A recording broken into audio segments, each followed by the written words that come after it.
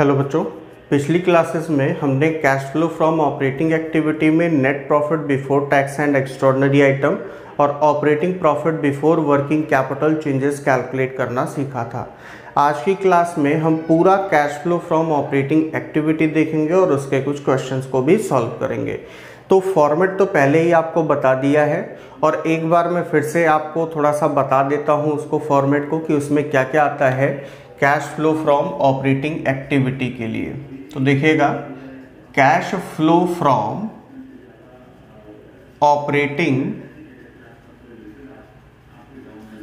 Activities find करने के लिए सबसे पहले हमें किस चीज़ की ज़रूरत होती है? सबसे पहले हमें ज़रूरत होती है net profit before tax and extraordinary item की। तो वो हमने फाइंड करना पहले ही सीख लिया था। तो सबसे पहले हमें क्या चाहिए? Net profit before tax and extraordinary items. इसके बारे में हमने पहले ही पढ़ लिया था, ठीक है। तो इसको आप लोग देख लीजिएगा, जाके प्लेलिस्ट में पड़ा हुआ है वीडियो। तो ये हो गया। अब इसके बाद हमें इसमें कुछ एडजस्टमेंट्स करने थे और एडजस्टमेंट हमारा क्या था? Adjustment for non cash and non operating items. Non operating items. अब इसमें कुछ चीज़ें ऐड और कुछ लेस होती थी। क्या क्या ऐड होता था मैं वो बस समझा रहा हूँ आपको। डेप्रीशिएशन, क्या ऐड होता था? डेप्रीशिएशन, ठीक, डेप्रीशिएशन। फिर इसके बाद अगर कोई गुडविल यानी कि कोई इनटेंजिबल है, एसेट्स है, पेटेंट्स है या ट्रेडमार्क है, ट्रेड मार्क्स है, ये अगर एमोर्टाइज्ड होता था, एमोर्टाइज होता था, तो हम इसको क्या करते थे? इसे भी यहाँ पे ऐड करते थे। इसके बाद interest on borrowings. Interest on borrowing मैं थोड़ा सा शॉर्ट में यहाँ पे बता रहा हूँ आपको। बोरोइंग्स का मतलब क्या है कि आपका चाहे लॉन्ग टर्म बोरोइंग हो, शॉर्ट टर्म बोरोइंग हो, चाहे आपका इंटरेस्ट ऑन बैंक ओवरड्राफ्ट हो, इंटरेस्ट ऑन कैश क्रेडिट हो, वो सारा इसमें आ जाएगा। आपका इसमें अगर हम कहें कि इंटरेस्ट ऑन डिबेंचर भी आ जाएगा तो भी हम मान सकते हैं, क्योंकि बोरोइंग वो भी तो पैसा एक तरीके से उधार लेना ही हुआ। इसके बाद अगर कोई loss on sale of fixed assets होता है, loss on sale of fixed assets, तो इसे भी हम यहाँ पे ऐड कर लेते हैं। इसके बाद अगर कोई शेयर इशू एक्सपेंस है, शेयर इशू एक्सपेंस, या फिर हम बोले कि जो अंडर राइटिंग कमीशन है, तो उसे भी हमें क्या करना होगा? यहाँ पे ऐड करना होगा। और इसके बाद अगर increase in provision for doubtful डेब्ट है, प्रोविजन फॉर डाउटफुल डेब्ट है, तो उसे भी ऐड करना। ये इतनी चीज़ें हमें इसमें ऐड करनी होती थी adjustment for non cash and non operating item में। लेस क्या होता है इसमें से? कोई भी अगर हमारी इंटरेस्ट इनकम है, ठीक है, interest income, dividend income, rental income, gain on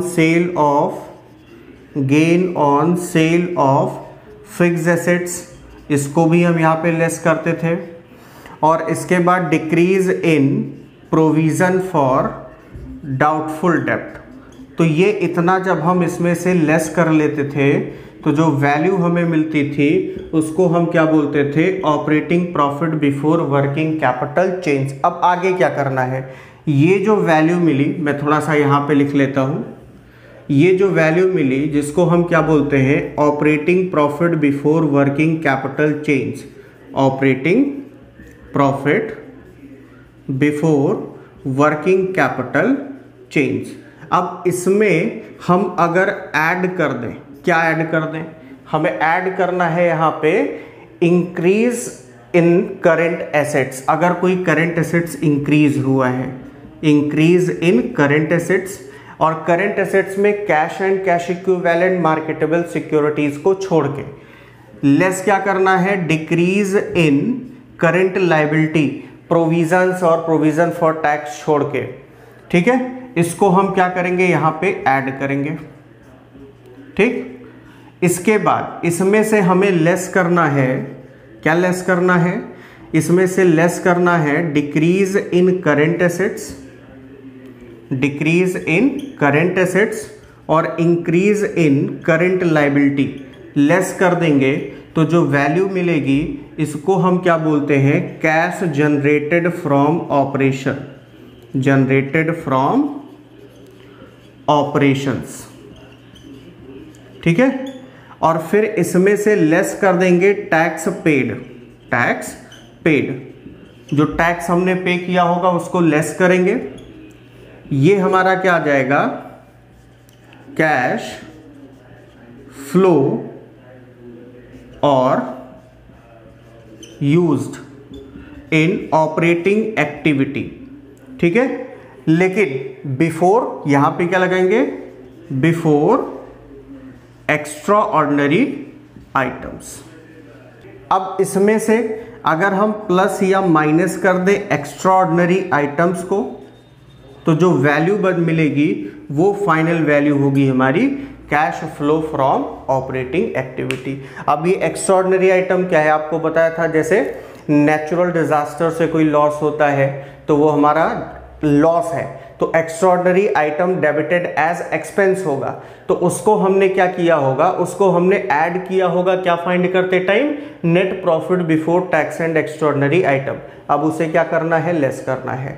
अगर उसका कोई क्लेम वगैरह रिसीव हो गया तो उसको हमने प्रॉफिट, नेट प्रॉफिट फाइंड करते टाइम क्या किया था, माइनस। अब यहाँ पे क्या कर लेना है, हमें प्लस कर लेना है और हमें मिल जाएगा cash flow from operating activities. और यहाँ पे टैक्स पेड कैसे निकालना है उसके बारे में भी आपको पहले ही बता रखा है कि कैसे। अगर नहीं देखी वीडियो तो जाके देख ले, उसके लिए भी इंफॉर्मेशन दिया है, एक शॉर्ट वीडियो बना के उसमें डाल दिया था, ठीक है।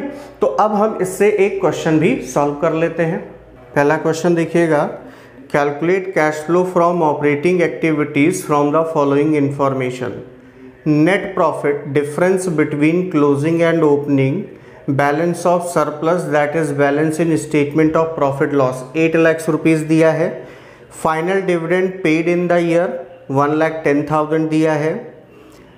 इसके बाद आपको दिया है compensation for natural disaster credited to statement of profit loss 75,000, depreciation है 1,50,000, loss on sale of investment 30,000, gain on sale of land, provision for tax, dividend received, decrease in current assets, increase in current liabilities, decrease in current liabilities, increase in current assets, income tax refund और income tax paid, इतनी चीज़ें हैं।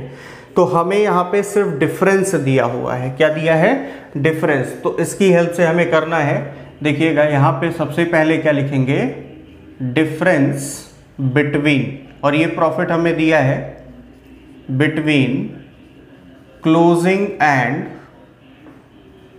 opening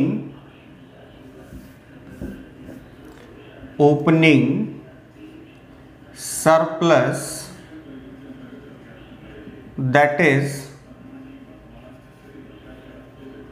balance in statement of profit and loss. कितना दिया हुआ है हमें, 8 lakh rupees दिया हुआ है। कितना है, 8 लाख। अब हमें तो पहले फाइंड करना है net profit before tax and extraordinary item. तो उसके लिए क्या करते हैं, ऐसे कंडीशन में ऐड क्या करते हैं, जितने भी डिविडेंड पे किए हो, कोई भी डिविडेंड इंटरिम हो, प्रपोज्ड हो, फाइनल हो, सब जोड़ लेते हैं। तो पहले देखिए यहाँ पे क्या दिया, फाइनल डिविडेंड पेड, तो final dividend paid in the year, कितना पे किया है यहाँ पे, 1,10,000 रुपीज पे किया। इसके बाद क्या है, कंपनसेशन ऑफ नेचुरल डिजास्टर, अभी बाद में इसके लिए बात करेंगे। और कोई डिविडेंड तो पे नहीं हुआ है।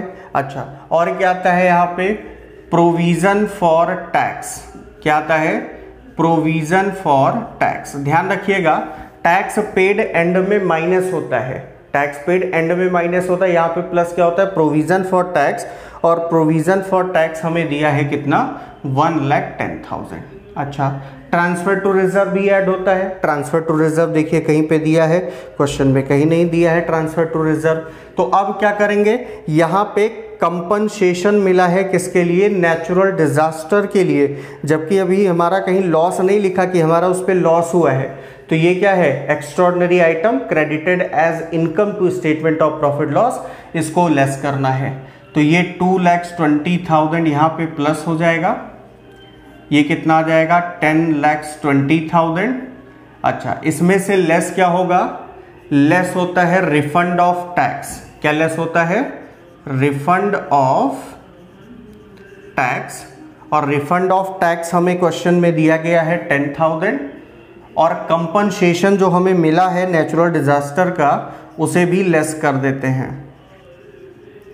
Compensation for natural disaster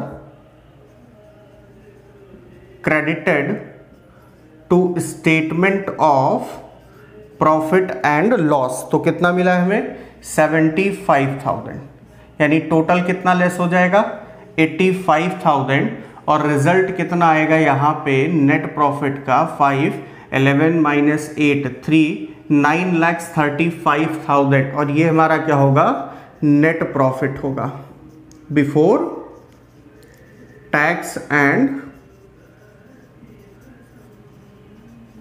extraordinary items.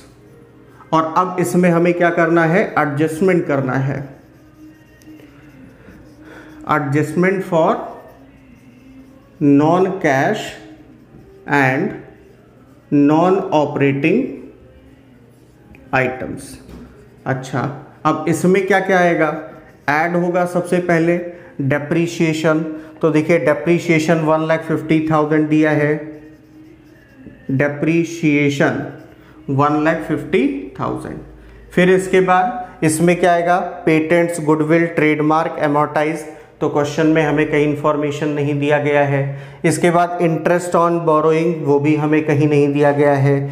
Loss on sale of investment है, उसको लिखेंगे loss on sale of fixed assets, वो ऐड होता है। Loss on sale of investment कितना दिया है, loss on sale of investment 30,000, इसको हम ऐड कर लेंगे।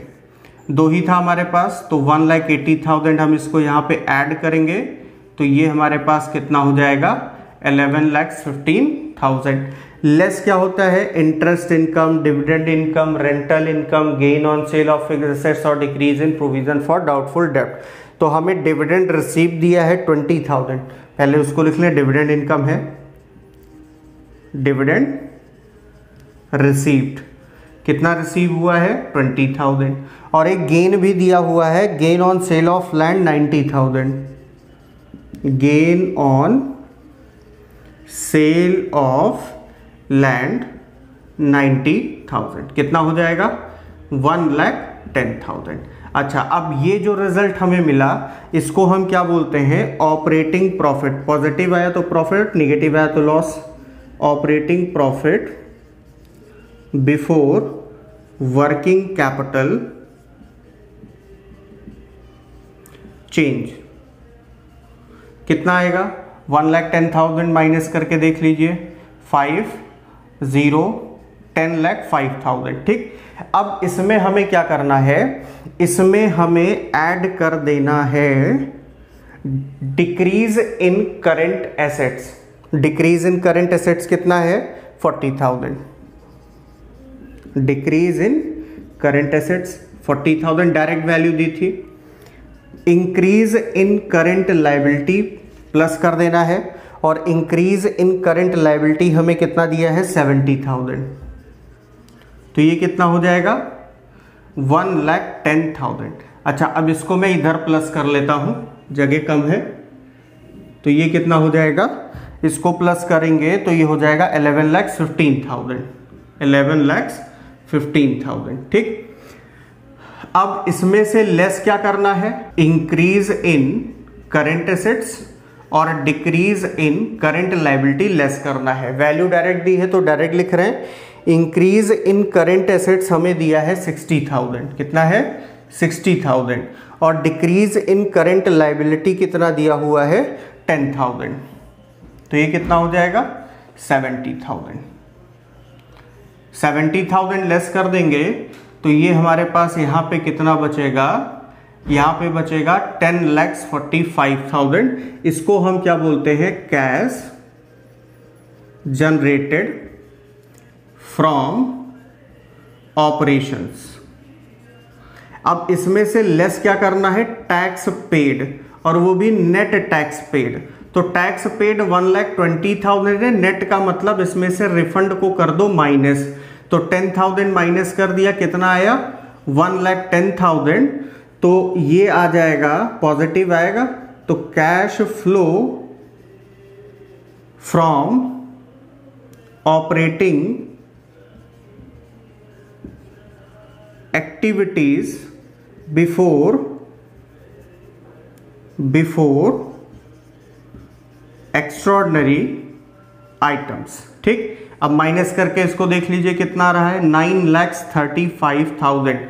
अब क्या करना है, एक्स्ट्रॉर्डनरी आइटम का प्लस या माइनस, तो हम यहां से देखेंगे कि अगर एक्स्ट्रॉर्डनरी आइटम क्रेडिटेड हुआ था तो प्रॉफिट फाइंड करते टाइम हमने माइनस किया था, यहां पे क्या करेंगे प्लस कर लेंगे, तो ऐड हो जाएगा